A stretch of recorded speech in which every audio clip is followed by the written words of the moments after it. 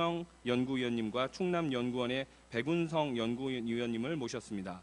이어지는 집중토론 시간에는 이윤정 카이스트 교수님과 산업연구원 홍지승 연구위원 그리고 스태피의 이명훈 연구위원님께서 지정토론을 해주시겠습니다. 그럼 주제 발표에 앞서 저희 연구원 송종국 원장님께서 개회사를 해주시겠습니다. 큰 박수로 맞아주시기 바랍니다.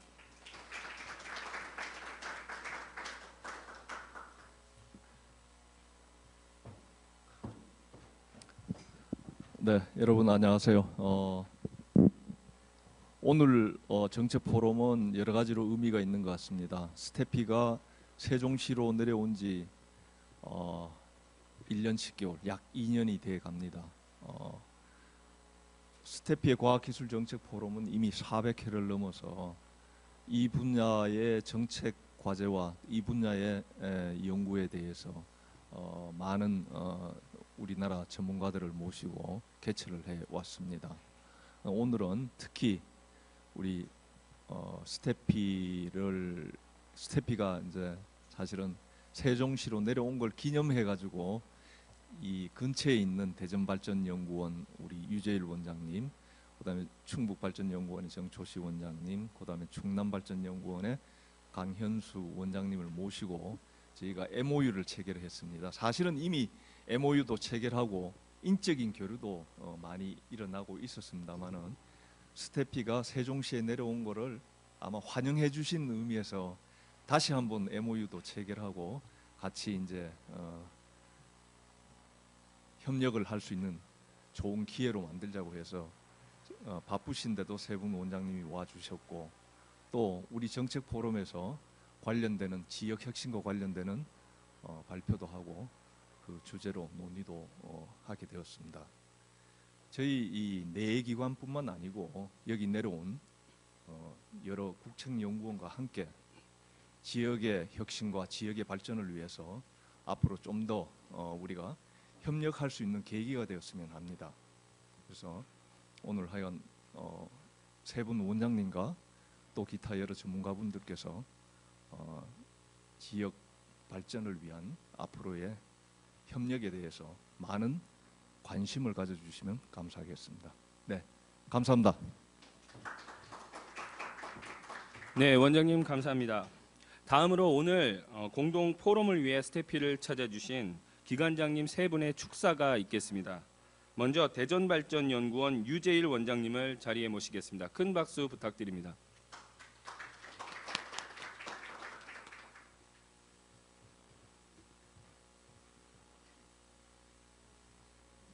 네, 안녕하십니까.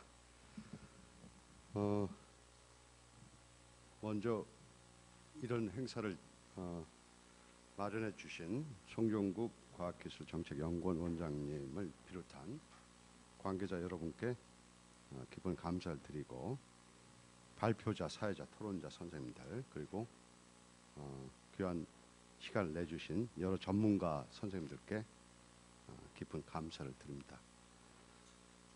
지역사회 성장과 발전에서 과학기술이 차지하는 중요성이 커지는 시점에서 과학기술정책연구원과 충청권 3개 시도 연구원이 상호 협력을 모색하는 자리가 마련된 것은 매우 의의가 크다고 생각합니다. 잘 아시겠지만은 대전과 세종은 우리나라의 지식 생산을 담당하는 대표적 지역이라 할 수 있습니다. 대전은 과학기술 분야의 지식, 세종은 행정, 인문사회 분야의 지식 활동이 집적된 곳이기에 지식 기반의 지역 혁신을 선도해야 한다고 봅니다. 그리고 충청권은 대전의 과학기술 자원과 세종, 충남북의 첨단 신성장 산업 기반을 함께하여 우리나라의 새로운 성장 모델을 만들어 낼 수 있는 새로운 비전을 공유해야 한다고 봅니다. 이러한 점에서 오늘 충청권에 소재하고 있는 4개 연구기관의 상호 협력 협정과 세미나가 지역의 혁신과 과학문화를 한 단계 업그레이드 시키는데 하나의 소중한 계기가 되기를 기원해 봅니다. 다시 한번 참석해 주신 모든 선생님들께 깊은 감사를 드리면서 항상 건승하시고 행운이 함께하시기를 빕니다. 감사합니다. 네, 원장님 감사합니다. 다음으로 충북연구원 정초시 원장님을 모시겠습니다. 큰 박수 부탁드립니다.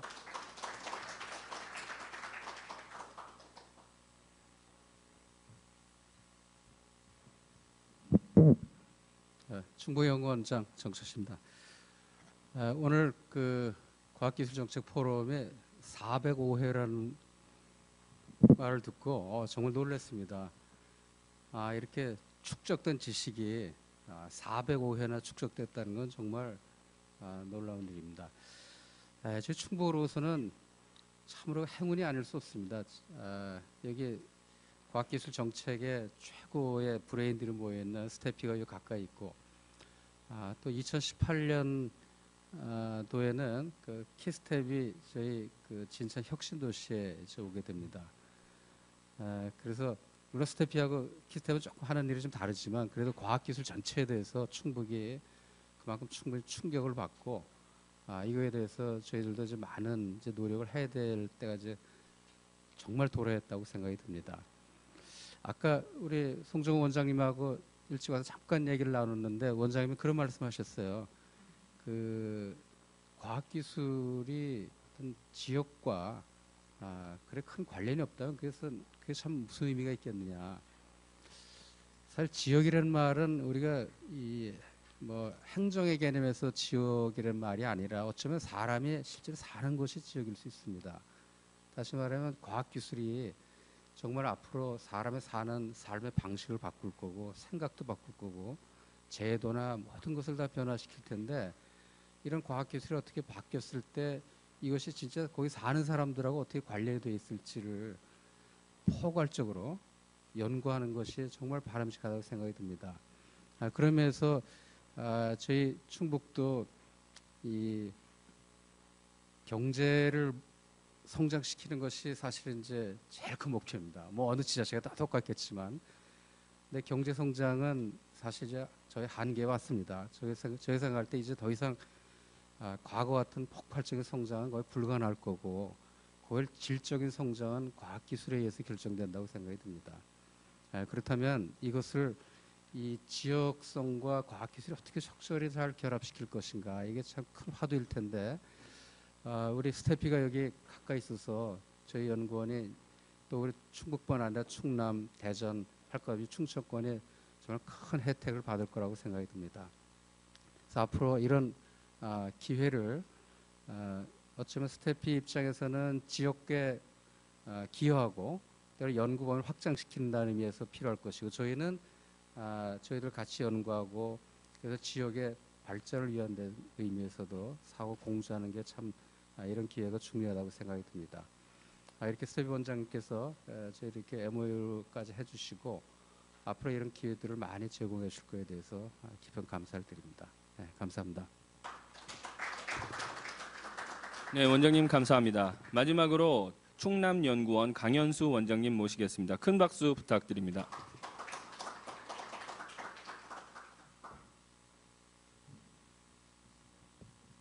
예, 안녕하세요. 충남연구원장 강현수입니다. 우리 스태피 우리 연구자분들 이렇게 뵈니까 정말 반갑습니다. 저희 지역 연구원들은 뭐 대전, 충남, 충북 연구원 다 할 것 없이 이제 고유 목적이 있습니다. 고유 목적이 이제 지역 발전을 하는 싱크탱크입니다. 아까 우리 스태피 원장님실에서 이렇게 쭉 보니까 글로벌 싱크탱크라 그랬는데, 저희는 글로벌 싱크탱크가 아니고 로컬 싱크탱크입니다. 그래서 결국은 이제 지역의 발전을 가져오는 그런 싱크탱크인데요. 한때는 이제 지역 발전의 가장 핵심이 도로, 공장 뭐 그런 적이 있었죠. 근데 잘 아시다시피 이제는 혁신 역량, 과학 기술, 이것이 아마 지역 발전의 핵심 원동력이라고 누구나 생각을 할 겁니다. 저희 뭐 충남의 예를 든다면 충남은 지금 공장 꽤 많이 있습니다. 도로 상당히 좋은 편입니다. 고속도로도 있고 KTX도 있고. 근데 지금 혁신 역량이 없어요. 과학 기술이 없어요. 대학이 많이 있습니다. 대덕연구단지가 바로 옆에 있는데 삼성도 있고 삼성전자도 있고 현대 자동차도 있습니다. 그럼에도 불구하고 이 지금 충남에 혁신 역량이 없어요. 그 많은 대학과 그 많은 기업이 있고 대덕 연구단지가 있는데도 그 충남 경제의 앞으로의 발전이 사실은 굉장히 좀 답답합니다. 저는 이 문제를 좀 우리 스태피에서 좀 풀어주셨으면 하는 게 제 생각입니다. 뭐 보통 우리가 과학기술 하면은 왜 한국엔 노벨상이 없느냐 이런 문제를 많이 제기하시는데 저는 그 문제도 중요하지만 더 큰 문제는 왜 이 과학기술이 헛도는가, 지역과 헛도는가, 이게 사실은 더 큰 문제라고 생각을 하고 그 문제에 대해서 저는 좀 답을 좀 부탁드리고 싶습니다. 대학도 있고 삼성이나 현대 같은 대기업도 있고 또 대덕연구단지도 있는데도 이게 뭐가 안 돼요? 왜 안 되는지 제가 잘 모르겠어요. 그래서 좀 한번 이 문제를 저는 좀 같이 풀어봤으면 하는 것이 있습니다. 그 삼성이나 현대 저희들이 찾아가면은 별로 뭐 아쉬운 게 없습니다. 오히려 저희들이 지금 좀 더 챙겨야 될 것들은 삼성이나 현대 밑에 있는 1차 벤더, 2차 벤더, 3차 벤더들, 그 다음에 각종 그 지역의 6차 산업을 하려는 우리 농촌의 젊은 귀농인들, 또 자영업자들, 또 이제 창업을 하려고 하는 그 젊은 대학생들, 뭐 이런 분들이 사실은 이 과학기술에 대해서 굉장히 그 관심도 많고 열의도 있습니다. 그런데 지원할 수 있는 방법이 없습니다.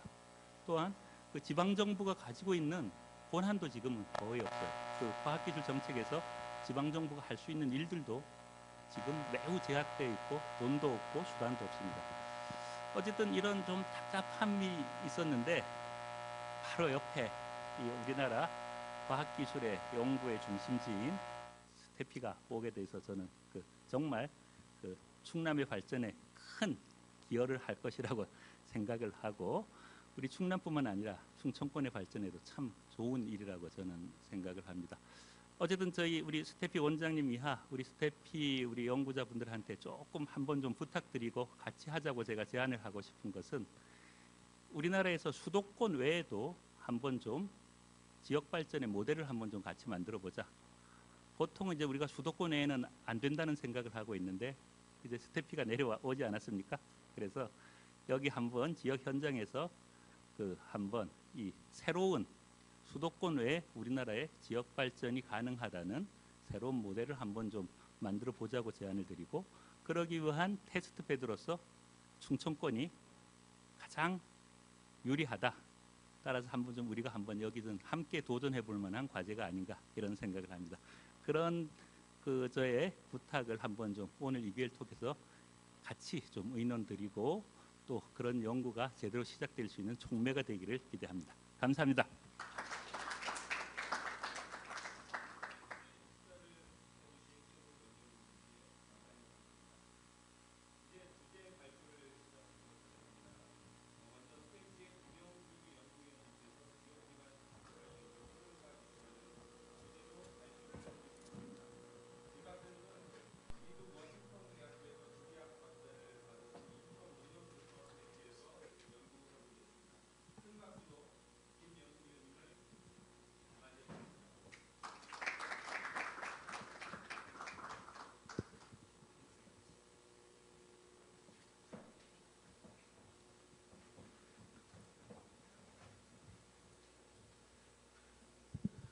네, 안녕하십니까.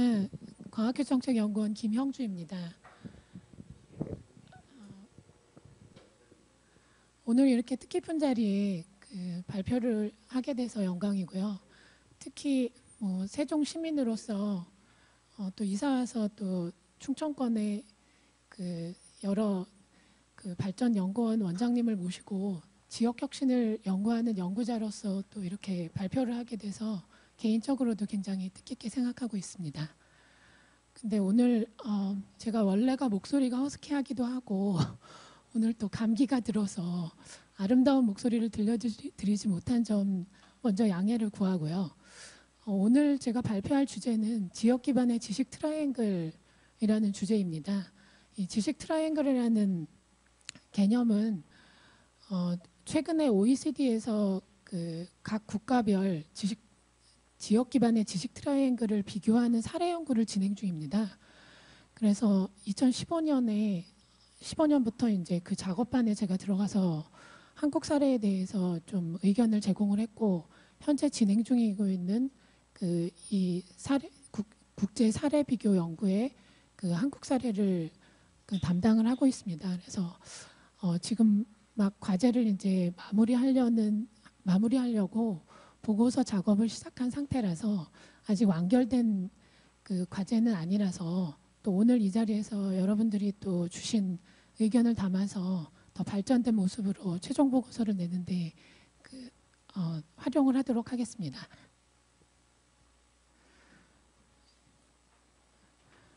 그래서 먼저 이 지식 트라이앵글이라는 개념을 설명드리기에 앞서서, 지금 원장님들 그 말씀에서도 이제 혁신에서 지역의 중요성에 대해서 굉장히 많이 강조를 해주셨는데요. 사실 과학기술 정책이라는 특히 사이언스 팔러시에서는 사실은 지역의 개념이 초기에는 전혀 없었다고 볼 수도 있습니다. 그래서 우리나라에서도 사실 그 과학기술 정책의 초기에는 지역은 사실의 정책의 스테이지, 무대로서의 역할밖에 아니었고, 이제 그 다음에 이제 중앙정부의 과학기술 정책을 실행하는 임플리멘터로서의 역할을 지역이 하다가, 최근에 이제 지금 제4차 지방과학기술 종합계획에는 과학기술 정책의 파트너로서 중앙과 지역이 명시되어 있습니다. 근데 여전히 아까 말씀하셨듯이 지역이 할 수 있는 권한이나 할 수 있는 도구가 제약이 되어 있고, 또 부처에서 하고 있는 각각의 사업들이 서로 연계되지 못하는 한계를 가지고 있기는 한데, 그 과학기술 정책의 방향으로서는 이제 파트너로서의 중앙과 지역을 최근에 많이 추진하고 있습니다. 그리고 그 지식 기반 경제가 진행을 하면서 지식 창출 기관으로서 이제 대학의 역할이 계속 강조가 되고 있습니다. 특히 이제 교육, 연구, 그다음에 third 롤이라고 부르는 제3의 역할, 산학협력, 지역사회 참여, 이런 여러 가지 측면에서 대학이 사회적인 요구를 굉장히 많이 받고 있는 현실입니다. 근데 OECD 작업반에 참여를 해보니까 특히 유럽 여러 나라에서도 여러 가지 문제점이 지적되고 있는데요. 한국에서도 이제 크게는 대학 없는 지역 정책, 지역과 분리된 대학 정책이 이제까지 굉장히 지역 내에서 과학기술과 지역 발전이 서로 융합되지 못하고 겉도는 그런 문제를 만들어냈습니다. 중앙정부의 지역 정책은 90년대부터 시작했다고 이제 브로드하게 볼 수가 있는데, 초기에는 이제 대학의 어떤 인적 자원을 활용해서 지역 정책에 참여했다고 하면은, 최근에는 그 지역 산업 정책에는 사실은 대학이 참여하는 포션이 점점 줄어들고 있는 그런 현실입니다. 그리고 지자체의 정책에서는 사실 과학기술 분야에서 그 17개 광역 시도 단위에서 과학기술 정책을 따로 할 수 있는 어떤 자금이나 툴이 부족한 상태고요. 그다음에 대학 정책에 있어서는, 중앙정부의 대학 정책에 있어서는 이제 산학협력과 관련된 정책이 유일하게 지역과 연관되어 있는 정책이라고 할 수 있는데, 사실 산학협력 관련된 대표적인 링크 같은 사업도 그 지정을 할 때 지역 차원에서 이제 대학을 선별할 때 안배하는 측면에서 이제 제약이 있고요. 그다음에 대학 자체의 정책에서는 사실 대부분의 대학들이 비전이나 자기의 목표로 어떤 글로벌 수준의 연구 역량이라든지 그 국가 차원의 고급 인력을 육성한다든지 이런 비전과 목표를 가지고 있고, 지역에 기여한다는 측면에 그 대학 전략은 아직까지 굉장히 부족한 현실입니다. 그래서 그 방금 전에 설명드린 그 날리지 트라이앵글, 지식 트라이앵글이라는 개념을 좀 더 몇 가지 사항을 좀 더 강조하면요. 지식 트라이앵글은 연구, 혁신, 교육 정책에 대한 통합적 접근이 필요하다는 문제인식에서 출발한 개념 혹은 정책 프레임워크라고 할 수가 있습니다.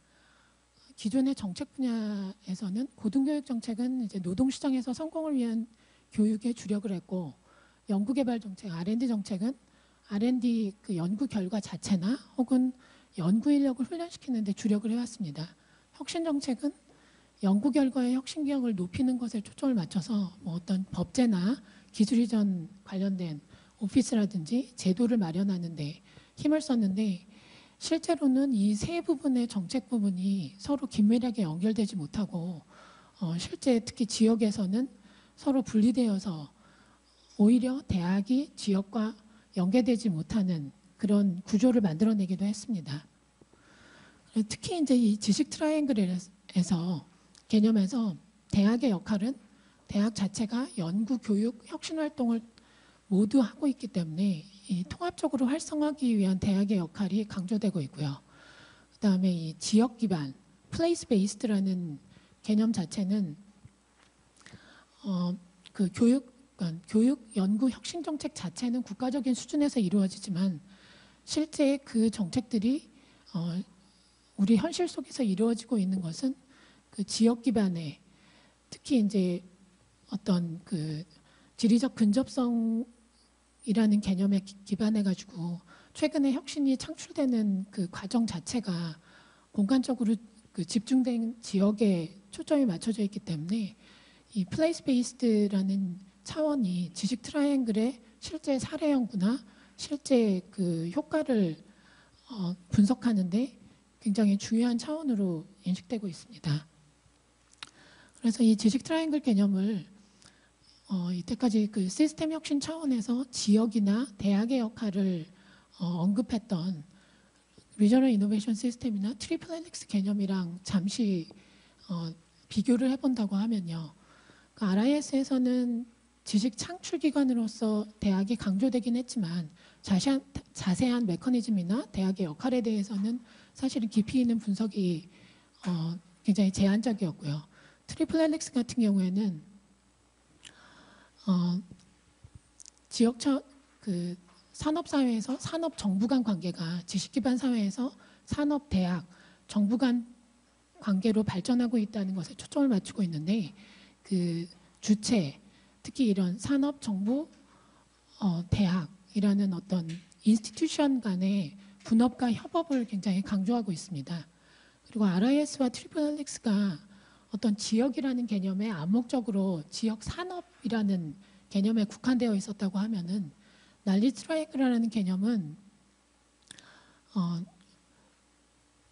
지역 차원의 산업과 또 로컬 차원의 커뮤니티를 모두 포함하는 어떤 지역 차원에서 어떤 기업이나 산업에 국한되지 않는 이런 포괄적인 모습을 보여주고 있습니다.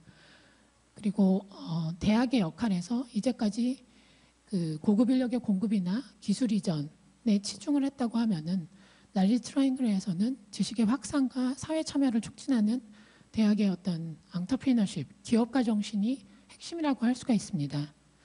그래서 이 지식 트라이앵글이라는 개념으로 어떤 앞으로의 대학과 지역 간 관계의 새로운 전략과 방향을 보여주는 선도 사례 유형을 몇 가지 소개하고, 그다음에 한국의 현실에서 한국 대학과 지역 간 관계의 어떤 가능성과 한계를 짚어보는 것으로 저의 연구를 좀 소개를 해드릴까 합니다. 그래서 첫 번째 어떤 새로운 전략과 방향을 보여주는 선도 사례로 노스캐롤라이나의 리서치 트라이앵글 파크, 우리나라 대덕연구단지의 벤치마킹 사례 중에 하나로 굉장히 유명한데요. 아무것도 없었던 이런 담배, 가구, 섬유 이런 산업 위주였던 노스캐롤라이나에서 특히 주정부가 깃발을 들고 이제 리서치 트라이앵글 파크를 60년대에 조성을 하게 됩니다. 59년에 처음에 이제 만들어졌고요. 근데 이때에도 세계 3개 대학 듀크, 유니버시티 오브 노스캐롤라이나, 노스캐롤라이나 스테이트 유니버시티 세 개 대학의 주로 이제 교수님들이 이 리서치 트라이앵글 파크에 이전할 어떤 기관이나 연구기관이나 기업을 유치하기 위해서 뛰는 핵심 멤버로 활약을 했고요. 근데 최근에 한 10년 전서부터 어떤 지식 기반 경제의 전개와 이제 연구 개발 환경도 변화하고 또 다른 테크 중심지, 뭐 기존의 실리콘밸리나 보스턴 같은 기존의 강력한 중심지 이외에도 텍사스의 어떤 뭐 오스틴이라든지 댈러스, 뭐 시애틀이라든지 이런 새롭게 성장하는 다른 테크 중심지와의 경쟁에서 그 리서치 트라이앵글 파악이 경쟁력을 잃어가면서 그 원인이 무엇인가? 어떤 20세기의 교회형 과학연구단지 모델의 한계를 느끼고 특히 이제 고립된 환경, 뭐 녹지가 많고 이제 고립된 캠퍼스, 독립적인 캠퍼스 모델, 뭐 분리된 이런 그런 연구 환경들의 문제 인식을 가지고 그 2012년에 리서치 트라이앵글 파악의 새로운 마스터 플랜을 제시를 하게 됩니다. 그래서 여기 보시는 이 위에 믹스드 유스 센터와 비즈니스 서포트 클러스터를 중심으로 어떤 밀도를 높이고 새로운 연구 환경을 만들고 새로운 그 역할을 하는 스타트업이나 엑셀러레이터가 들어설 수 있는 이런 공간들을 마련하기 위해서 노력을 하고 있고요. 여기에서 또 세계 대학들의 역할은 어떤 기술을 가지고 여기서 꼭 스타트업을 만들어서 성공한다기보다 대학이 가지고 있는 그런 인력 풀이 이 그 새로운 마스터 플랜에 있어서 굉장히 중요한 역할을 하고 있고요. 또 세계 대학들이 나름대로 캠퍼스에서 혁신 거점을 형성해서 이 리서치 트라이앵글 파악의 혁신 역량의 확산과 상호 시너지를 형성하고 있습니다. 다음 사례로는 그 말매의 눈물로 유명한 말매 유니버시티를 들 수가 있는데요. 지역의 이제 조선 산업 지역 대표 산업이었던 조선 산업이 몰락하면서 90년대 위기를 맞게 되는데 한 10년 전부터 그 말매가 속해 있는 스코네 주지사와 말매 시장 주도하에 새로운 이제 경제 구조로 전환하려는 전략을 수립을 하게 됩니다. 그래서 그 제일 첫 번째로 한 것이 조선소 부지를 사들여서 말매 대학을 98년에 새로 세우고 캠퍼스 주변에 친환경 주거단지, 뭐 에코 빌리지라고 이름을 붙였는데요. 신기술 창업 생태계를 조성하게 됩니다.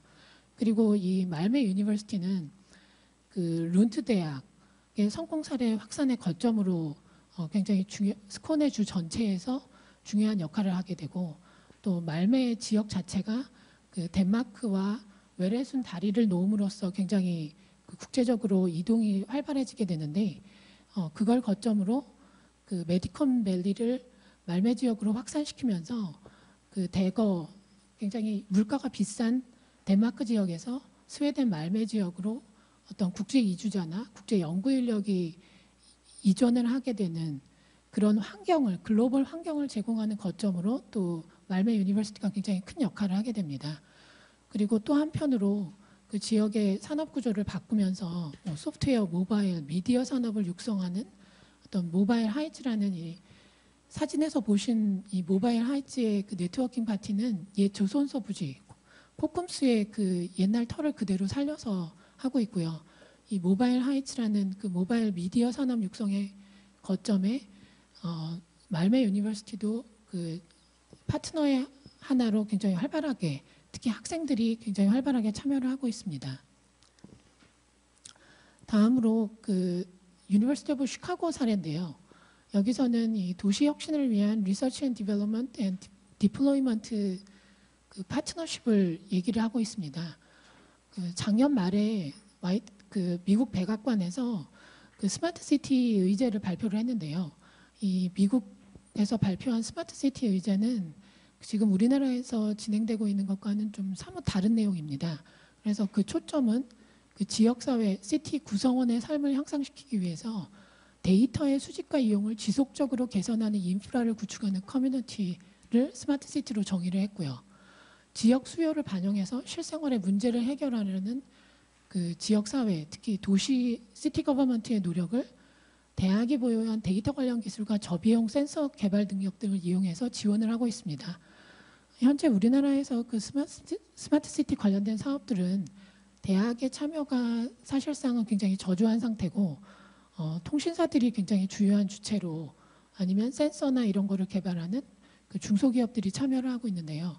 여기서는 이제 대학의 특히 컴퓨터 사이언스나 데이터 관련 기술을 보유한 학과에서 어떤 얼번 이노베이션 센터를 만들어서 굉장히 활발하게 그 참여를 하고 있고 특히 이 수집된 데이터를 그 이용하고 그 확산시키는 플랫폼의 경우에는 그 시카고 주변에 입지한 그 알곤 인스티튜트라고 우리나라 정부 출연연 같은 그 연구기관과 유니버시티 오브 시카고가 주도해서 이런 플랫폼 개발을 했습니다.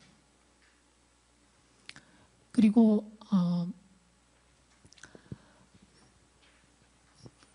그 시애틀 지역에 관련해서는 유니버시티 오브 워싱턴이 최근 10년간은 굉장히 지역과 관련해서 각종 여러 가지 프로젝트를 하고 있는데 그중 대표적인 것으로 이제 도심 북부 지역에 사우스 레이크 유니언이라는 지역이 있습니다. 이 지역이 사실은 그 물류 창고만 있고 도심 내에서도 굉장히 범죄율도 높고 그 주거지도 굉장히 폐허가 된 이런 주거지고 홈리스도 굉장히 많고 이런 지역이었었는데 최근에 시애틀에서 가장 핫한 지역으로 꼽히고 있는 그런 지역으로 탈바꿈을 했습니다. 여기에서 이제 유니버시티 오브 워싱턴이 그 약학대학이죠. 헬스케어와 라이프 사이언스에 관련된 그 단과대학을 2008년에 이전한 게 이 지역의 변신에 굉장히 큰 시그널을 줘서 그 이후에 아마존 본사가 이 지역에 지금 건물을 오픈한 지 얼마 안 됐고요. 페이스북의 굉장히 큰 엔지니어링 하우스가 앞으로 2, 3년 내에 이 지역에 둥지를 틀 예정입니다. 그리고 마이크로소프트는 이 지역에 그 마이크로소프트 벤처스를 입지시켜서 이 지역 스타트업들을 지원을 하고 있고요. 그다음에 뭐 위워크라든지 그 스타트업 공간, 그다음에 엑셀러레이터들이 이 지역에서 최근 굉장히 활발하게 활약을 하고 있고 원래 유니버시티 오브 워싱턴 캠퍼스와 멀지 않은 지역 발전에 그 어떤 한 단과대학을 옮김으로써 도심 재생 사업에 굉장히 큰 역할을 하는 사례로 볼 수가 있습니다. 사실 지금 우리나라에서 도심 재생 사업은 국토부 산하에서 지금 충청권에서도 굉장히 많은 도시들이 도심 재생 사업을 진행하는 걸로 알고 있습니다. 근데 사실 저는 개인적으로 연구자로서 굉장히 아쉬웠던 게 관광이나 문화거리 조성, 그다음에 그 건물의 재개발 위주로 이렇게 진행이 되고 있는데 대부분 이제 도심 지역, 구도심 지역에 가까운 곳에 대학 캠퍼스가 위치한 곳이 굉장히 많고 이런 대학 캠퍼스를 활용해서 어떤 혁신 공간을 그런 도심 재생 사업에 같이 들어갈 수 있는 이런 여지를 이 그 사우스레이크 유니언 사례가 보여주고 있다고 할 수가 있겠습니다. 한국 사례로는 이제까지 이제 지역과 대학 간의 관계는 주로 이제 산학협력 사업 위주로 연구를 해왔는데요. 이 난리 트라이앵글이라는 개념에서 접근할 때는 이제 대학이 시도하려는 새로운 역할, 새로운 시도를 위주로 이제 그 가능성과 한계를 짚어봤습니다. 대전과 카이스트 같은 경우에는 사실 대전과 대덕특구, 카이스트 같은 경우에는 대전 내에서 대덕특구는 굉장히 섬 같은 존재였고 또 카이스트는 또 대덕특구 내에서 섬 같은 존재였고 근데 최근에 이제 대전시와 대덕특구가 상생협력 사업을 진행하고 있고 또 카이스트에서는 스타트업 카이스트니 카이스트 창업원이니 카이스트가 가지고 있는 어떤 인재 풀을 이용해서 새로운 비즈니스를 창출하는 이런 창업 지원 관련해서 이런 시도들을 하고 있고요. 또 카이스트 사회기술혁신연구소나 과학기술정책대학원에서는 또 지역사회와의 연계를 꾸준히 시도를 하고 있습니다. 또 카이스트 이노베이션 센터 같은 경우에는 대전시에서 굉장히 특이하게 그 출연금을 제공해서 그 지역 기업과 관련된 이노베이션을 연구하는 그런 센터로 하고 있는데 한계로 이제 지적을 하자면은 이런 카이스트가 하고 있는 최근의 새로운 시도들이 그 대학 내에서 어떤 구심점이 없다는 게 굉장히 아쉬운 점이고요. 또 어떤 굉장히 좋은 시도를 했던 것들이 이제 지속적이지 않고 일회성으로 끝나는 그런 프로젝트 위주로 진행되고 있는 그런 것이 아쉬운 점으로 지적할 수가 있겠습니다.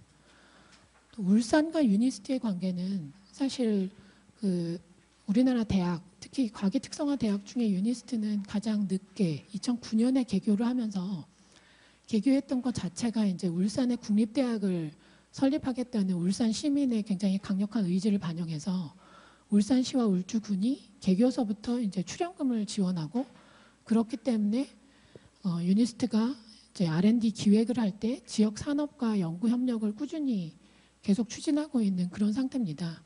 뭐 개교한 지 얼마 안 됐고 아직까지 가시적으로 굉장히 큰 성공 사례라고 할 만한 것은 아쉽게도 아직은 없지만 영남권 중견기업과 그 작은 성공 사례들을 만들어내고 있고요. 또 최근에는 이제 울산시의 경제 자체가 주력 산업 침체로 인해서 그 위기를 맞게 되면서 유니스트 안에 미래산업 전략연구소를 설치하고 그 울산시의 산업전략 수립을 위한 싱크탱크로서의 역할을 하기 시작했습니다. 그리고 이제 주변 도시 포항과 울산이 최근에 이제 양도시 모두 지역의 주력 산업이 침체되고 또 그 지역에 있는 대학들이 뭔가 역할을 해야 되겠다는 문제인식에서 유니버 플러스 시티라는 포럼을 올해 시작을 해서 유니스트와 포스텍 그리고 울산대가 참여해서 뭔가 대학이 지역에 기여할 수 있는 뭔가 새로운 시도들을 지금 기획 중입니다. 마지막 사례로 그 고려대 같은 경우에는 서울에 위치해 있기 때문에 사실은 지역과 무슨 상관이 있을까 이렇게 생각하실지 모르겠는데 고려대가 위치한 서울 성북구는 사실 서울시 내에서도 동북 4구 지역은 굉장히 낙후 지역으로 되고 있고 근데 또 특이하게도 이 동북 4구에 서울 시내에 굉장히 큰 대학들이 다수 입지를 해 있습니다. 근데 이 대학들이 지역사회와의 관계는 거의 없이 뭐 학생들이 창출하는 그런 지역 상권 뭐 이 정도의 역할에만 되고 있었는데 최근에 특히 이제 2000년대 한 초중반서부터 교육 프로그램을 통해서 이제 소소한 지역 참여 프로젝트를 시도를 했고요. 최근에는 이제 서울시가 진행하고 있는 캠퍼스타운 조성 사업에 고려대가 시범 사업으로 시작을 하면서 캠퍼스 내외를 아우르는 창업 거리, 이 사진에서 보시는 파이빌이 이제 그 창업 및 어떤 그 테크숍 같은 어떤 그 지역의 그 작업 공간을 제공하는 그런 시설로 캠퍼스 내부에 짓고 있고요. 캠퍼스 외부에도 이것을 확산해 나가는 이런 사업을 진행하고 있습니다. 그래서 이 지식 트라이앵글 기반 모델로 지역 혁신과 대학 간 그 간극을 좁히고자 하면은 그 대상을 지역 기업과 산업에 국한되어 있었던 기존의 산학협력에서 지역 기업 산업, 로컬 커뮤니티 또 지자체와 공공 부분의 협력을 할 수 있는 이런 지식 트라이앵글 기반 모델로 나가는 것이 이런 지역 혁신에서 대학의 새로운 역할을 좀 더 강조할 수 있는 방향이라고 할 수가 있겠고요. 그리고 이것은 지역의 이슈와 수요에 기반해서 지속적으로 계속 장기간 지역 전략에 반영할 수 있는 이런 전략으로 지식 트라이앵글 기반 모델을 제안을 하고 있습니다.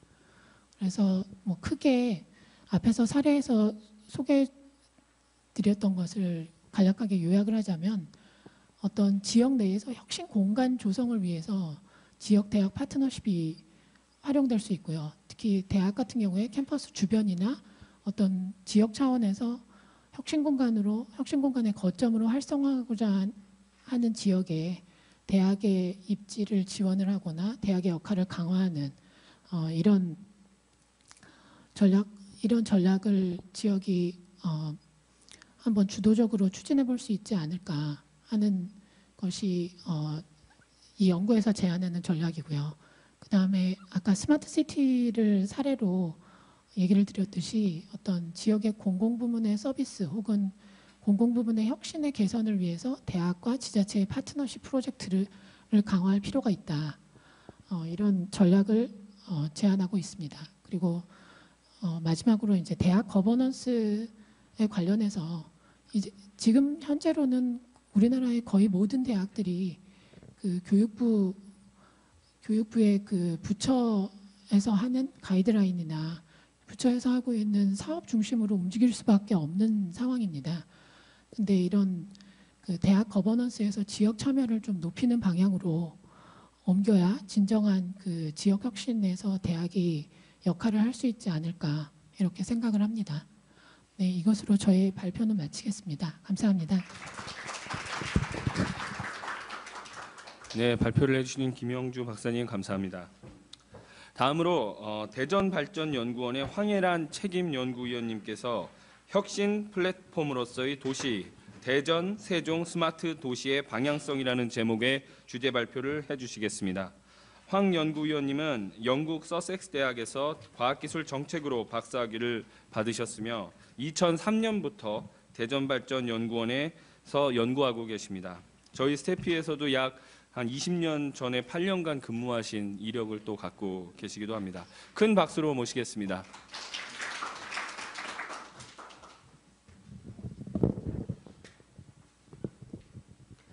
네, 오늘 이런 자리가 마련돼서 말씀을 드릴 수 있게 돼서 굉장히 감사하고 또 반갑습니다.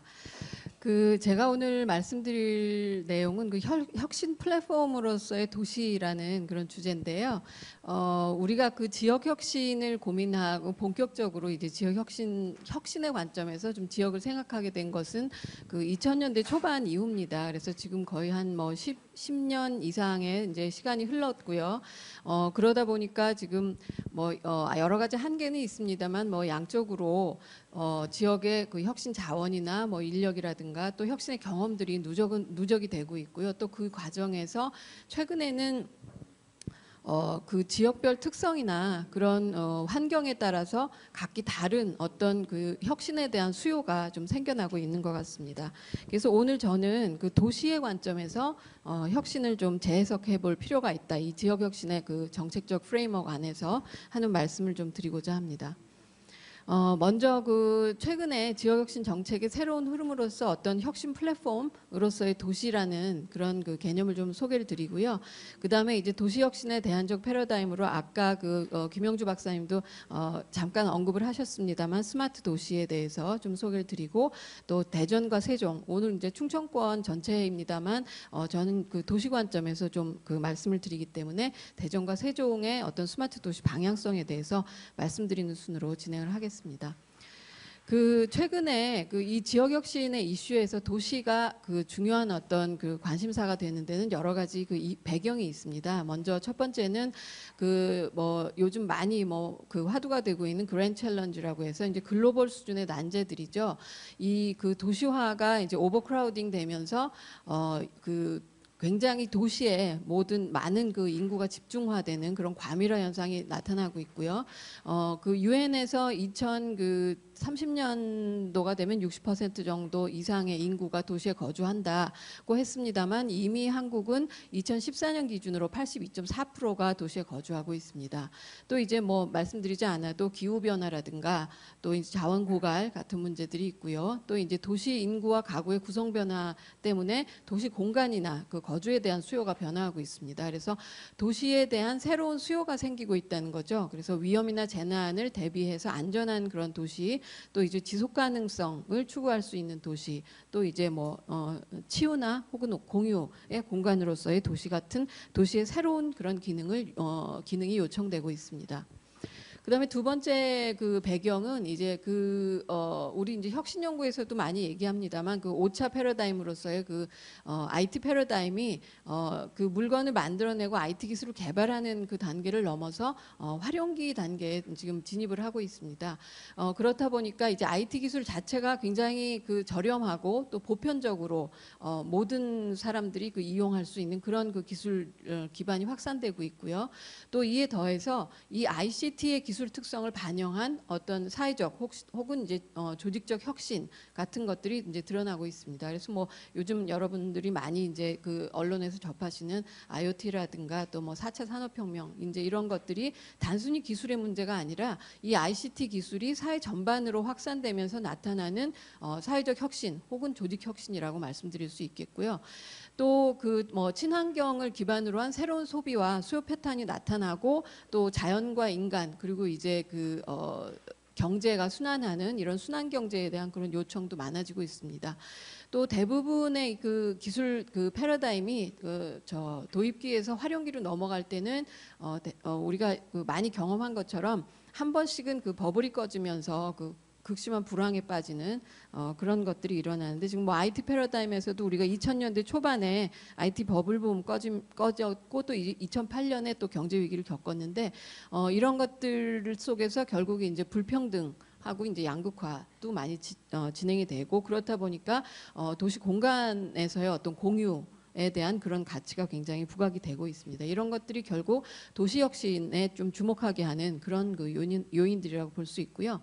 그래서 지금 도시를 하나의 어떤 그 지역 혁신의 단위이기도 했습니다만, 반대 어떻게 생각하면 그 인식의 전환이죠. 혁신 플랫폼 자체로서 도시를 한번 바라보자 하는 그런 그 움직임들이 많은 것 같습니다. 그래서 지금 아까 뭐 스마트 도시에 대해서도 얘기했지만, 이제 도시 인프라에 ICT를 결합해서 뭐 ICT 기반의 그 인프라 혁신에 대한 그런 것들이 굉장히 많이 혁신 연구에서 최근 동향으로 나오고 있고요. 그래서 뭐 스마트 교통이라든가 스마트 뭐 미터링, 또 그 뭐 에너지에 대한 그 리소스 매니지먼트, 또 뭐 스마트 홈, 이런 것들이 지금 많이 혁신 연구의 영역으로 새로 이렇게 들어오고 있습니다. 그다음에 이제 두 번째는 그 도시의 지속 가능성 가치에 대해서 계속 지속적으로 이 제기가 되고 있는 것이죠. 그래서 뭐 기존의 도시 인프라들, 환경, 에너지, 교통 같은 기존의 도시 인프라의 사회경제적인 지속 가능성에 대한 요청이 계속되고 있다는 것, 그런 게 있고요.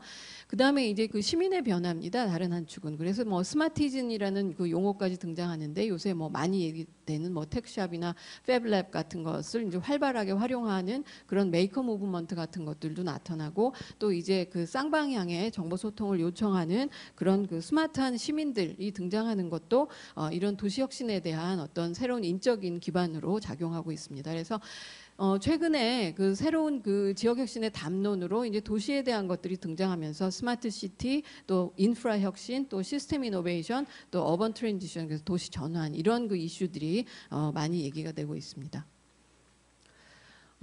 그래서 저는 여기서 이제 도시혁신의 하나의 그 새로운 패러다임으로서 이제 스마트 도시에 대해서 이제 잠깐 말씀을 드리겠는데요.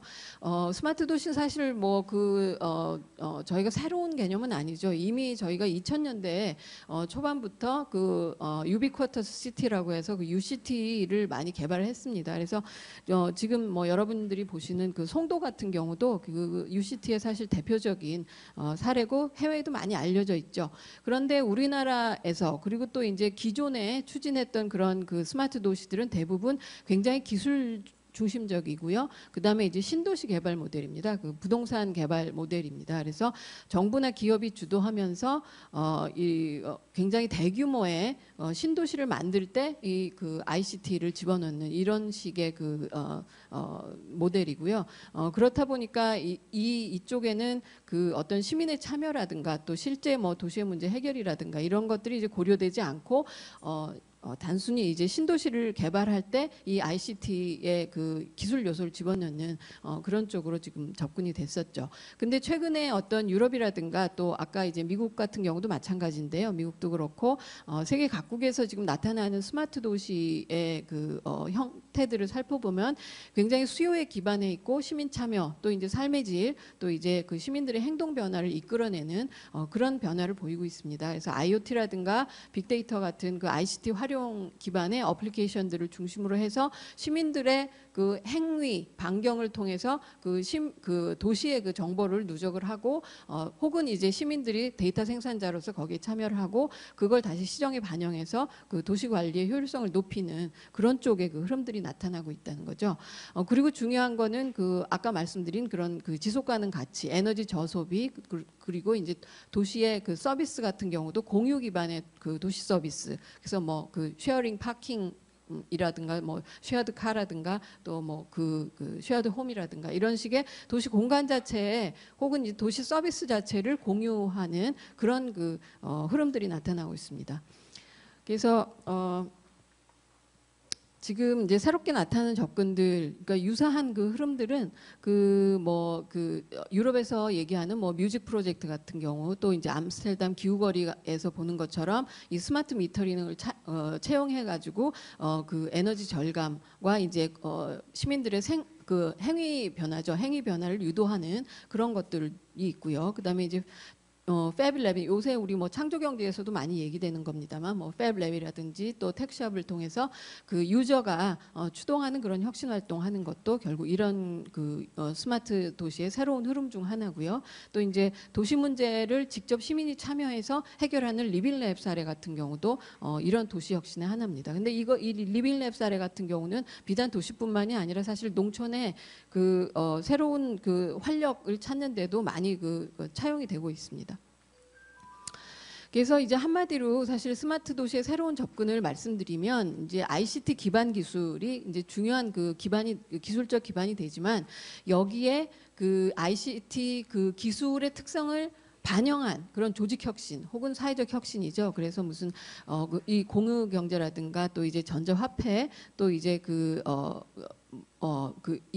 자주적인 그런 조직들, 뭐 협동조합이라든가 사회적 기업이라든가 이런 그 사회적 혁신이 결합이 되면서 이 스마트 솔루션을 통해서 도시 문제 해결과 도시의 혁신 잠재력을 높이는 그런 쪽으로 지금 스마트 도시가 그 기획이 되고 있다고 말씀드릴 수가 있겠습니다.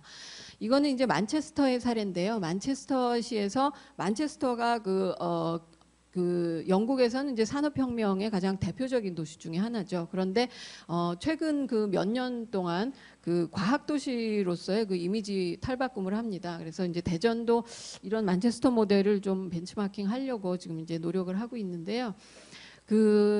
이 만체스터에서 지금 이제 보시면은 이제 시티 버브라는 그런 어떤 그 도시 활력 프로그램을 운영을 하고 있어요. 근데 시티 버브의 그 핵심적인 내용은 그 IoT 기반의 그 첨단 융복화 클러스터 모델입니다. 그래서 여기 뭐 그 시에서 조정하거나 운영하는 여러 가지 뭐 토커티브 뭐 버스 스톱이라든가 또 무슨 그 쉐어링 홈이라든가 또 뭐 스마트 대기 모니터링, 또 호흡기 그 질환을 도시 전체적으로 관리하는 뭐 이런 것, 그다음에 공동체의 그런 어떤 복지를 지향하는 이런 것들을 시에서 관리를 하고, 또 이제 그 이노베이트 UK라고 UK의 그 영국의 그 주요한 혁신의 주체들, 뭐 시스코라든가 또 이제 그 여기 이제 만체스터 같은 경우에는 만체스터 뭐 과학협력기구라든가 이런 그 기구들이 이제 그 펀딩을 하고, 또 시민들은 그 데이터 생산자로 혹은 이제 이런 그 작은 그 도시 실험의 어떤 참여자로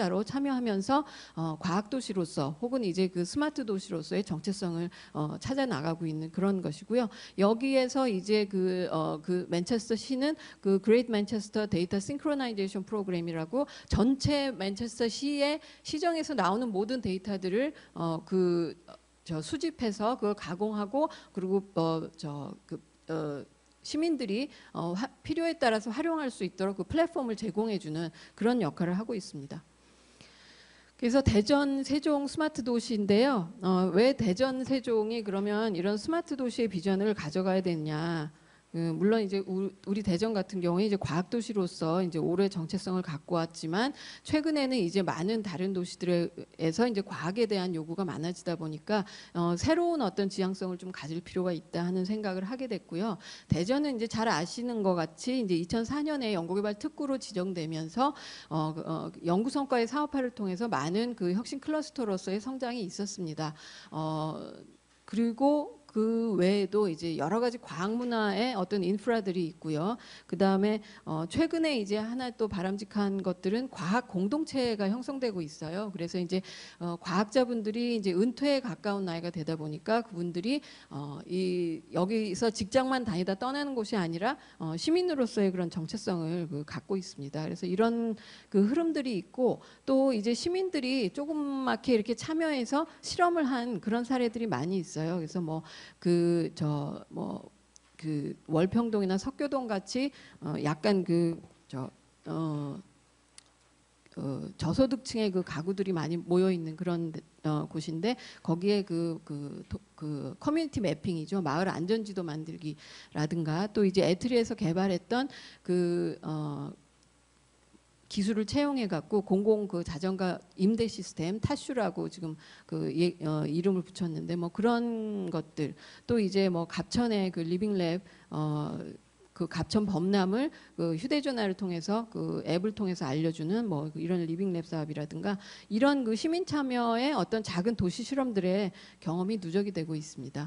그리고 세종은 이미 사실 이제 국토부에 이게 신도시다 보니까 국토부의 그 사업을 받아서 스마트 도시로서의 비전을 상당히 가져가고 있어요. 그래서 그 K 스마트 도시의 시범 도시가 지금 3군데 정도가 있는데 그 중에 하나가 세종입니다. 그래서 이 세종은 근데 그 지금 이제 보시는 것처럼 세종시 내 도시 통합 정보센터에서 각종 도시 관련된 그런 그 데이터들을 모아서 이 시정에 반영하는 그런 이제 형태인데 이거는 이제 아까 처음에 말씀드렸던 사실 신도시 개발 모델하고 상당히 유사한 그런 겁니다. 그래서 여기에 뭐 시민이 참여하거나 그런 여지는 없는 것이죠. 근데 이제 대전하고 세종은 한 가지 유사점이 있는데 이제 대전은 과학기술자가 모여 있는 과학기술 지식의 생산지고 또 세종은 또 이 국책연구단지를 중심으로 해서 행정이라든가 인문사의 어떤 지식이 계속 창출될 수 있는 그런 어떻게 보면 트윈시티의 그 개념을 가지고 있습니다. 그래서 이 도시에는 특징이 있는데 굉장히 그 고학력에 굉장히 까다로운 수요를 가진 그런 수요자들이 모여 있다는 거죠. 그래서 재밌는 그 일화 중에 하나가 그 연구단지 안에 그 안경점이 있는데 제가 이제 자주 이용하는 안경점인데 그분은 계속 그 공부를 굉장히 많이 하세요. 안경사인데. 그래서 왜 뭐 이렇게 힘든데 계속 공부를 하시냐 그랬더니 여기 오는 그 손님들이 너무 까다롭기 때문에 자기가 광학부터 시작해서 공부를 하지 않으면 그 얘기에 대답을 해줄 수가 없대요. 그래서 그런 까다로운 수요자가 있는 곳입니다. 그래서 저는 이런 인식의 전환을 한번 해보면 어떨까 하는 것들을 이제 의사결정자들한테 말씀을 드리는데 여기가 그 과학기술자나 혹은 이제 인문사회의 그 연구자들이 모여 있는 그런 지식 공급지로서 이때까지 인식이 됐지만 이들 자체를 그 굉장히 까다로운 테이스트를 갖고 있는 수요자로 한번 우리가 생각을 하고 이 사람들을 활용할 수 있는 그런 방안을 한번 생각해 보자. 그래서 만약 이제 대전 세종의 스마트 도시로서의 어떤 비전을 가져간다면 이분들이 그런 그 수요 인력 구조로 이제 공급하는 인력이기도 하면서 이런 이런 사실은 데이터를 생산하고 하는 거는 보통 시민들이 하기엔 굉장히 까다롭고 귀찮은 일이잖아요. 그런데 사실 연구단지에 계신 분들은 이거 많이 리포팅합니다. 실제. 그래서 이런 분들을 이제 활용하면 얼마든지 이런 데이터 생산이 좀 가능하리라고 보고요. 그래서 이 대전 세종의 그 스마트 도시를 그 구상할 때 저는 3가지 정도의 지향성이 필요하리라고 보는데 이제 첫 번째는 아까 이제 여러 번 말씀드린 도시의 지속 가능성이죠. 이제 이거에 담보되지 않으면 사실 지금 이제 그 성장 위주의 그런 도시 발전이라든가 이런 것들이 한계에 사실 왔기 때문에 이 지속 가능성을 염두에 둬야 되고요. 그다음에 두 번째는 아까 말씀드린 것처럼 최근 나타나는 이런 그 어떤 사회적 측면의 요구들, 사회적 측면의 어떤 조직의 변화들 이거는 사실 IT 기술 경제 패러다임의 IT 그 기술의 특성을 반영한 조직 혁신이라고 저는 봅니다. 그래서 사회기업이라든가 공유 경제라든가 이런 것들이 우리가 산업혁명 이후에 도시라는 사실 발명품이거든요. 도시라는 그 사회적인 발명품 혹은 이제 기업이라는 발명품 여러 가지 우리가 사회적인 혁신을 이미 많이 했는데 역시 IT 기술 패러다임에서도 이 사회 혁신의 그 사회적 혁신 혹은 조직 혁신의 그런 것들이 함께 연계가 돼야 이 ICT 기술의 어떤 가치 경제적 가치, 사회적 가치를 충분히 발현할 수 있다고 보고 이 사회혁신이라는 게 두 번째 방향성으로 이제 고려가 돼야 된다 하는 말씀을 드리고 싶고요. 그다음에 이제 세 번째는 앞서 말씀드린 것처럼 이제 시민 참여입니다.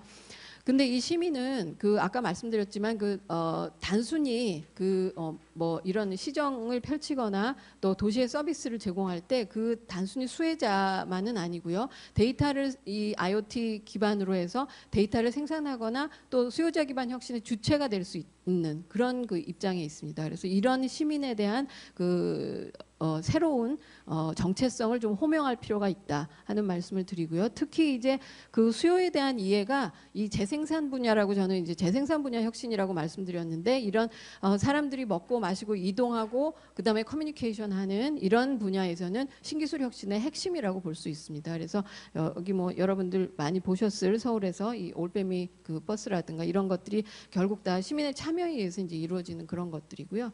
그래서 이런 그 스마트 도시를 추진하기 위해서는 협업적 파트너십 구성이 필요하죠. 그 중앙정부, 지방정부 또 이제 아까 이제 김영주 박사님도 말씀하셨지만 이제 공동 플랫폼을 개발하고 데이터를 그 분석해주는 해석하고 가공해주는 그런 출연연과 대학의 역할 그리고 시민 또 이제 기업과 공공 서비스 제공자들 이런 분들의 그 협치 거버넌스를 기반으로 해서 이런 것들이 이루어질 수 있다고 생각합니다. 예, 감사합니다. 네, 황 박사님 발표 잘 들었습니다. 감사합니다. 이제 마지막 주제 발표를 듣겠습니다. 충청권 과학기술 역량을 기반으로 한 지방 간 협력 거버넌스 탐색이라는 주제로 충북연구원 안주영 연구위원님과 충남연구원 백운성 연구위원님의 연구 결과를 듣겠습니다. 오늘 발표는 충북연구원 안주영 연구위원님께서 해주시겠습니다. 안 연구위원님은 고려대학교 과학기술학 박사를 학위를 받으시고 2015년부터 충북연구원에서 연구를 하고 계십니다. 안주영 박사님을 뜨겁게 환영해 주시기 바랍니다. 만나뵙게 돼서 반갑습니다. 이렇게 좋은 자리에서 의견을 말씀드리게 돼서 정말 기쁘게 생각합니다. 제가 말씀드릴 내용은 충청권 과학기술 역량 혁신을 위한 지방 간 협력 거버넌스 탐색입니다. 제목에서처럼 제가 뭐 어떤 모델을 제시하거나 또 어떤 정책 대안을 드리는 게 아니라 충청권이 과연 과학기술 혁신을 위해서 뭐를 도대체 할 수 있으며 과연 해야 되는 것이 맞는가에 대한 새로운 생각을 한번 시작해보고자 제안드립니다. 충청권은 원래 고려시대부터 조선시대까지 한 행정구역이었습니다. 그래서 실제로 조선시대 이제 관찰사가 파견될 때 한 명의 관찰사가 그 관찰을 하던 곳입니다. 근데 이제 갑오경장 이후로 행정구역이 개편되면서 서울에서 볼 때 오른쪽 충청남도를 충청우도라고 하고 충청북도를 충청좌도라고 해서 양분되었다가 1989년에 행정구역이 재편되면서 대전 직할시로 바뀌고 95년에 광역시가 떨어져 나가게 됩니다. 그리고 아시다시피 2012년에 태종특별자치시가 출범하면서 현재와 같은 행정구역을 차지하게 되었습니다. 과학기술 측면에서는 지방자치제 이전에는 이웃하는 사이좋은 지방자치단체였습니다. 그런데 지방자치제가 출현하면서 도지사들이 선출직으로 바뀌고 공약을 하고 이것을 실현해야 되기 때문에 경쟁 체제로 바뀌게 됩니다. 예를 들면 2003년에 경제자유청이라든지 2008년에 첨단 의료복합단지 등은 실제로 충청권 내에서 구피사업을 따기 위해서 굉장히 경쟁을 많이 한 예였습니다. 그런데 최근 충청권이 변화하고 있습니다. 그러니까 예전에는 영호남 시대였는데 2011년이 지나면서 충청권의 인구가 호남권을 넘어서게 되었습니다. 보시는 바와 같이 대전이 150 그리고 충북이 150, 충남 200, 세종 19만을 차지하는 거대한 인구가 되어온 것입니다. 그렇기 때문에 지금 보시는 것처럼 시도 간의 이동뿐 아니라 시도 간 전입이나 전출이 굉장히 활발히 일어나고 있습니다. 대전은 물론 이동이 줄어들긴 했지만 세종으로서의 전출이 늘어나고 있고 세종은 세종 시내에서 전출이 늘어나고 있습니다. 그리고 충남은 시도 간에서 전출이 늘어나고 있고 충북 역시 경기도를 중심으로 늘어나고 있습니다. 타 지역에서 들어오는 대전에 들어오는 인구는 줄어들고 있습니다. 그리고 세종은 늘어나고 있고요. 대전에서 세종으로 많이 이주하고 있는 거죠.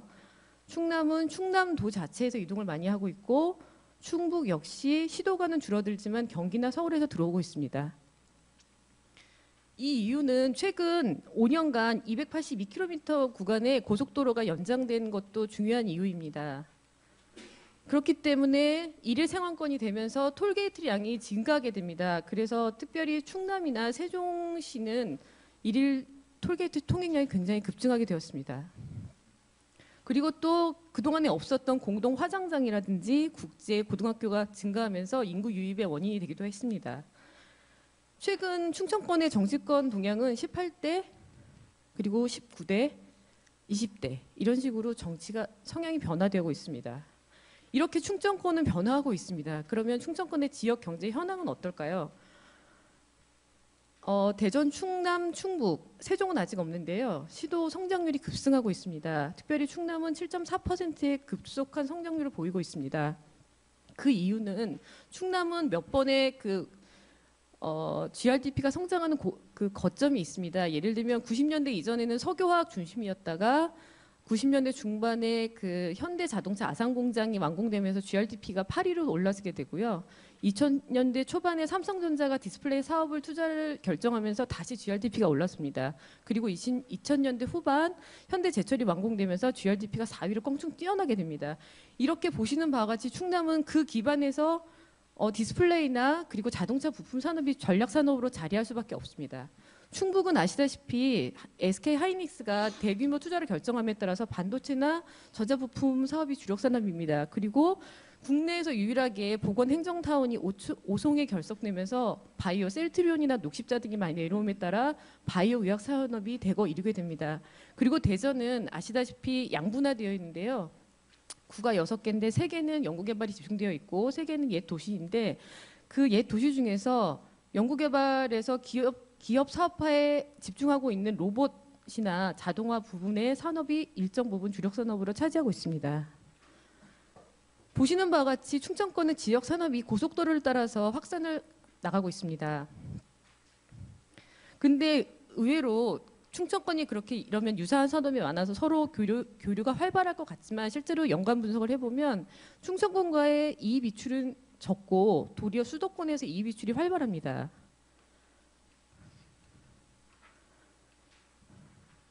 그리고 지금 2013년부터 2017년까지 지역과학기술진흥계획에서 지역에 있는 주력 산업에 대해서 어느 정도 일치성을 보이느냐를 조사한 결과 대전, 세종은 산업 기반이 별로 없기 때문에 그 정책 효과가 적은 반면에 충북과 충남은 지역 과학기술 정책, 즉 지방 정부가 추진하고자 하는 지역 산업 정책이 잘 맞아 떨어져서 매출액이 집중했다거나 연구개발 집중도가 크게 늘어났습니다. 결론적으로 말씀드리면 충청권은 지역 산업 구조가 굉장히 유사합니다. 충청권은 IT, BT 산업구조의 산업구조로 산업 간 지역 간 활성이 높을 거라고 예상을 합니다. 그러나 그동안 국비 공모 사업 등으로 인해서 실제로 상호 협력이 있어 오지 않았고 지방 정부 간 협력에 대한 신뢰가 악화되었습니다. 그럼에도 불구하고 민간 산업들은 부품을 사러 대전에 있는 산업이 부품을 사러 청원에 가고 또 대전에 있는 기업들이 새 땅을 찾아 세종으로 가고 변화하고 있고 이 유사 산업군들은 서로 공정상에서 필요한 부분을 찾아서 협력이 굉장히 밀접하게 이루어집니다. 그리고 각 지역에 테크노파크가 있어서 이 산업들에 대한 지원 관리가 튼튼하기 때문에 사실 지역 R&D는 산업 면에서는 굉장히 향상되고 있습니다. 그러면 과학기술 혁신 역량은 어떨까요? 예상한 바와 같이 저희 2014년 연구개발 투자 금액 중에서 압도적으로 대전이 높은 수위를 차지하고 있습니다. 근데 충남권의 과학기술 혁신 역량을 가장 잘 보여주는 거는 R코스트 지수를 보시면 가장 잘 알 수 있습니다. R코스트 지수라는 것은 그 NIS 측면에서 그러니까 얼마나 들어오고 얼마나 나갔는지 그리고 이게 시스템적으로 얼마나 잘 연결되는지를 보는 것이 코스트 지수인데요. 이것을 지역으로 잘 환산한 것이 R코스트 지수입니다. 보시는 것처럼 대전은 활동 지수에서 충남은 네트워크에서 충북은 환경 지수에서 높은 지수를 나타냅니다. 이 말이 무엇이냐 하면 대전은 그러니까 연구개발 투자나 인력 자원 그리고 지원 제도에서는 굉장히 높은 순위를 차지합니다. 그러나 교육이나 문화 면에서는 굉장히 낮은 환경을 보입니다. 그리고 충북은 경제적 성과나 지수 창출이 높은데 이 이유는 대기업이 많기 때문에 절대량이 많기 때문에 높게 나타나는 것입니다. 그러니까 대기업이 많이 들어왔기 때문에 기술료나 매출액이 증가하지만 결국 남은 인프라 부분은 굉장히 낮은 지수를 포함한다는 것이고 충남 역시 마찬가지입니다. 그러나 충남은 최근 5년 사이에 8위에서 5위로 아예 코스트 지수가 굉장히 높은 반면 충북은 15위에서 12위로 하위권에서 중하위권으로 올라갔습니다. 또 유럽에서 매년 발표되는 혁신 지수가 있습니다. 유러피언 이노베이션 스코어보드인데요. 이 유럽에서 얼마나 이 국가들이 혁신을 잘하고 있는가를 나타내는 지수를 우리나라 것으로 환산하는 것이 KEI 지수입니다. 이걸 통해서 보자면 역시 마찬가지로 이건 이제 질적으로 좀 보는 것입니다. 예를 들어 인력 자원이라고 하면 기업이나 공공 부분에서 R&D 인력의 비중이 얼마냐 이렇게 보는 것인데요. 대전은 지식 창출 면에서 높은 점수를 보인 반면 충남은 혁신 활동에서 그러니까 창업이나 기업체가 많거나 이런 데서 높은 활동을 보입니다. 충청권은 그래서 인적 자원이나 지식 창출이 높은 반면에 그거에 비해서 혁신 창출이 다른 데에서 낮은 점수를 보입니다. 그래서 결론적으로 말하자면 대전과 충남, 충청은 과학기술 혁신 역량이 수평적이지 않습니다. 수평적이지 않는다는 걸 인지하는 거에서 거버넌스가 협력적으로 갈 수 있는데 이제까지 대전, 충남, 충북은 수평적이라고 생각했던 것 같습니다. 예를 들어 대전 연구단지는 1970년대 말에 석유화학이나 철강, 선박을 한 곳에 집중해서 R&D를 하자고 만든 저희 나라 국가 R&D 지구입니다. 이명박 정부가 들어서기 전까지 압도적으로 유일하게 국가 R&D를 선도했던 지역입니다. 그런데 이명박 정부가 들어서면서 이제 대구나 광주, 부산의 연구개발 특구를 나눠줬기 때문에 그런 거지 대전의 혁신 역량은 정말 40년 동안 국가 R&D를 주도해 왔습니다. 그런 반면에 비해서 충북과 충남은 가지고 있는 과학기술 혁신 역량이 있다기보다는 기존의 테크노파크를 통해서 지원받았던 산업 역량이 있고 대기업 자원이 많은 것일 뿐입니다. 그래서 이것을 다르게 보자면 수평적이지 않고 절대 수직적이지만 그러나 보완적으로 과학기술 혁신 역량을 가지고 있다고 말씀드릴 수 있겠습니다. 충청권 지방정부의 과학기술 거버넌스 유형을 보시면요. 대전 같은 경우에는 과학기술 중심이기 때문에 자립형이 가능합니다. 그런데 충남은 인프라가 부족하고 지원 제도가 부족해서 조금 보완이 필요한 기반 취약형에 속하고 충북은 기반은 있으나 이거를 유동해 줄 거버넌스가 없습니다. 그래서 충북도 취약한 부분에 속합니다. 충청권의 거버넌스가 과연 필요할까요? 저는 필요하다고 봅니다. 왜냐하면 지금까지 지방 정부는 고정적으로 사고해 왔습니다. 행정구역이 나눠져 있고 산업이 유사하지만 경쟁을 해야 되고 이렇게 생각했지만 실제로 거기 사는 시민들은 얼마든지 유동적으로 가능합니다. 인구가 유동하고 있고 산업이 이동하고 있고 아이들이 이동하고 있고 많은 기반 산업들이 움직이고 있습니다.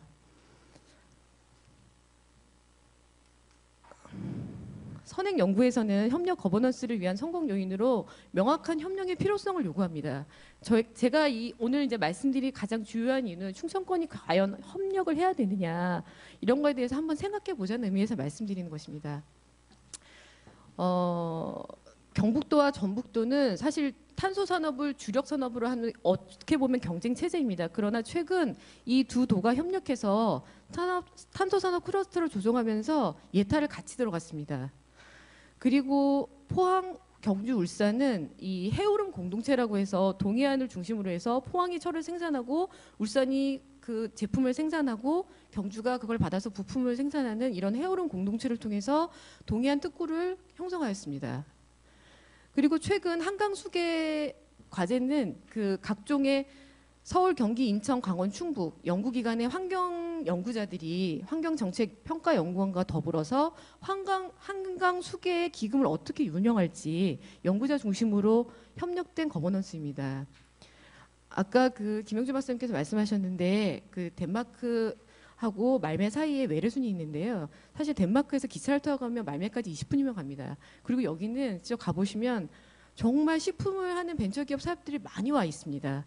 얼마든지 누구나 상관없이 덴마크인이든 스웨덴이든 누구나 상관없이 벤처를 하고 싶은 사람에게는 동등한 지원 제도를 줍니다. 그러면 충청권 과학협력 거버넌스는 과연 어떻게 해야 할까요? 저희가 보통 보는 거버넌스 시스템 구축 모델의 프로세스입니다. 저는 충청권 과학기술 협력 거버넌스에 대한 먼저 인식이 필요하다고 봅니다. 충청권이 변화하고 있다는 인식이 필요하다고 보고요. 그동안에 쌓였던 불신, 신뢰가 없어졌던 것에 대해서 신뢰를 회복하는 우리도 같이 할 수 있다는 그런 인식이 필요하다고 보고 이게 그 지자체가 어차피 선출직 도지사님들이시기 때문에 경쟁은 피할 수 없습니다. 그러나 경쟁에서 탈피해서 정말 우리가 과학기술에서 다뤄야 할 공공의 영역 있지 않습니까? 기후나 교통, 환경, 에너지 소비 등 이런 공공 분야에서부터 같이 협력 거버넌스 할 수 있다고 생각합니다. 특별히 충북이나 충남, 세종은 구제역이 정말 대한민국에서 많이 발생하는 지역입니다. 그럼에도 불구하고 구제역 대응은 굉장히 단회성으로 되어 있습니다. 왜냐하면 지방 정부의 그 구제역을 담당하는 공무원들이 1년만 있으면 다른 데로 옮기고 자기 있을 때만 피하면 된다는 의식이기 때문에 장기적 안목을 누릴 수 없습니다. 그러나 구제역을 당하는 농민들이나 구제역을 당하는 이 분들은 매년 똑같은 고통을 받아야 합니다. 이런 것이 제가 생각하기에는 연구기관 중심으로 이렇게 충북이나 충남, 세종이 구제역 관련 데이터를 제공해서 키스티가 백신에 대해서 시뮬레이션을 돌려서 우리가 얼마나 백신을 가지고 있으면 얼마 정도 이거를 완벽하게 할 수 있을지를 하는 과제를 하고 세종시에서 보건복지부나 농림축산부가 이런 거에 대해서 과제를 도출해서 공공 영역에서의 과학기술 협력 거버넌스를 이끌어낸다면 정말 과학기술의 임무를 다할 수 있는 것이라고 생각하고 협력 거버넌스의 첫 번째 영역이라고 생각합니다. 최근 들어 부산시나 재난안전에서는 스마트 빅보드 시스템을 구축했습니다. 저희가 이제 재난실에 가보면 관제실이 있어서 사회적 재난이나 자연적 재난을 볼 수가 있는데요. 이 스마트 빅보드는 그것뿐만 아니라 사람들이 주는 트윗으로 이게 반영됩니다. 그래서 이걸 통해서 지금 현재 일어나고 있는 여러 가지 기후나 기술 그리고 재난에 대해서 알아볼 수 있는 시스템입니다. 저는 충청권이 충분히 이런 것을 시작할 수 있다고 봅니다. 뭐 진강형실이나 아니면 정말 최첨단의 그런 기술들을 평생 경험하지 못하고 사라져갈 많은 시민들이 있습니다. 충청권에는. 그렇지만 가진 거에 상관없이 자기가 누려야 될 뭐 물이나 바람이나 기후나 온도나 재해 같은 것은 동등하게 누려야 되지 않습니까? 충청권에서는 이런 공공 분야에서 이런 과학기술 협력 거버넌스가 있을 수 있다고 생각하고 한 번쯤 생각해보자는 제안을 드립니다. 감사합니다.